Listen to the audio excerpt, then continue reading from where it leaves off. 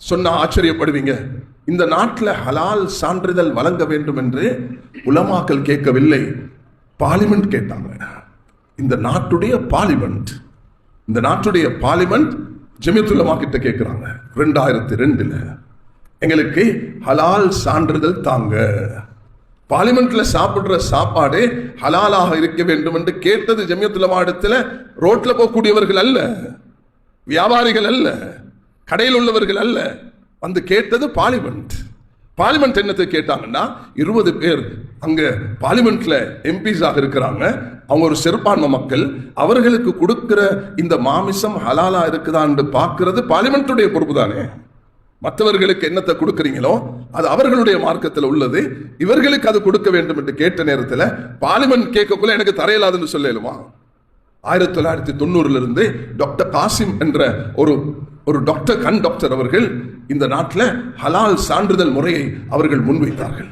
அதுல ஜமியத்துல் உலமாவுக்கு நான் பொறுப்பெடுப்பதற்கு முன்பு முபாரக் ஹசரத் ரஹ்மத்துல்லாஹி அலைஹி, ரியால் ஹசரத் ரஹ்மத்துல்லாஹி அலைஹிமா, இவர்கள் 2 பேரும் தான் அந்த நேரத்தில் அந்த நிறுவனத்துக்கு ஹலால் சான்றிதழ் வழங்கினார்கள்.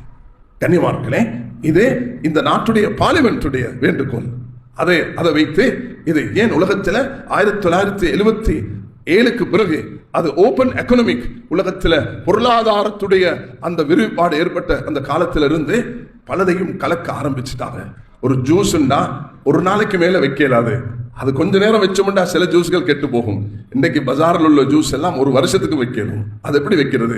அதுல சில பதார்த்தங்கள் போடப்படுகிறது. அந்த போடப்படக்கூடிய பதார்த்தங்கள் என்ன என்றது ஒரு கேள்வியாக மாறிச்சு உலகத்துல. அது தண்ணீரையும் சுத்தப்படுத்துறதுக்கு 2 வகை இருக்குது. எலும்புகள், அது மிருக எலும்புகளை ஆக்சிஜன் அந்த ப்ராசஸுக்கு சுத்தப்படுத்துறதுக்கு பாட்டில் போடுற தண்ணியை பாவிக்கலாம், அதை சுத்தப்படுத்துறதுக்கு பாவிக்கிறார்கள். சாக்கோல் என்ற அந்த சாக்கோலை வைத்து சுத்தப்படுத்துகிறார்கள். அப்ப முள்ள வச்சு சுத்தப்படுத்துற தண்ணியை குடிக்கலுமா என்ற ஒரு கேள்வி எழும்புகிறது. கண்ணியவான்களே, மனித முடியை எடுத்து அதை பவுடராக மாற்றி பிரெட்ல போட்டு அந்த பிரெட்டுடைய அந்த இன்கிரீடியன்ஸ்ல எங்களுக்கு தெரியாம மனித முடிகளையும் பவுடராக ஆக்கி அதுல போட ஆரம்பிச்சு பல வகையான பண்டியுடைய வகையான அந்த அம்சங்களை போட ஆரம்பிச்சுட்டாங்க. ஜெலட்டின் என்று வரக்கூடிய நேரத்தில் பண்டியுடைய கொழுப்பை பயன்படுத்துகிறார்கள். உலகத்தில் இப்படியான விஷயங்கள் வரக்கூடிய நேரம் தான் ஜமியத்துல் உலமா ஜமியத்துல் உலமா இடத்துல பார்லிமெண்ட் கேட்டதுக்கு பிறகு இது தேவைப்பட்டு சுப்ஹானல்லாஹ், அந்த நேரம் உங்களுக்கு தெரியும், அது 1990 ஆரம்பிச்சு டாக்டர் காசிம் அவர்கள் 2001 முபாரக் ஹசரத், ரியால் ஹசரத் அவர்கள் இந்த சிறப்பான அம்சத்தை அவர்கள் ஆரம்பிச்சு, அதுக்கு பிறகு 2003 எனக்கும் இந்த பொறுப்பு தரப்பட்டு 10 வருஷத்துல இந்த நாடு $1.5 பில்லியன் அனுபவிச்சிச்சு. ஜமியா அனுபவிக்க இல்லை, இந்த நாடு அனுபவிச்சு எக்ஸ்போர்ட்டினூடாக. ஆனா அதுக்கு 2013 எங்களுக்கு நெருக்கடியை உண்டாக்கி, அதுக்கு சோதனைகள் உண்டாக்கி, வீண் சந்தேகங்களை உண்டாக்கி, எந்த விதமான வருமானம் இல்லாமல் ஒரு சொற்ப பணத்துக்கு அதை ஒரு 13 லட்சம் தான் 40 பேர் வேலை செஞ்சாங்க. இந்த நாட்டில் சுசந்த ரத்நாயக் என்று சொல்லக்கூடிய அந்த சேம்பர் ஆஃப் காமர்ஸுடைய சேர்மனாக இருந்தவருடைய யூடியூப்ல எடுத்து பாருங்க. அவர் சொல்றார், ஜமியத்துல் உலமாக்கு நாங்க பீனட்ஸை கொடுக்கிறோம்னு சொன்னாங்க. அந்த நேரத்தில் வருமானம் உங்களுக்கு நாட்டுக்கு கிடைச்சிச்சு. எக்ஸ்போர்ட்டினூடாக மாவை எக்ஸ்போர்ட் பண்ணினீங்க, பிஸ்கட் எக்ஸ்போர்ட் பண்ணினீங்க, இந்த நாட்டுடைய பொருளாதாரத்தை உலகத்துக்கு கொண்டு போனீங்க.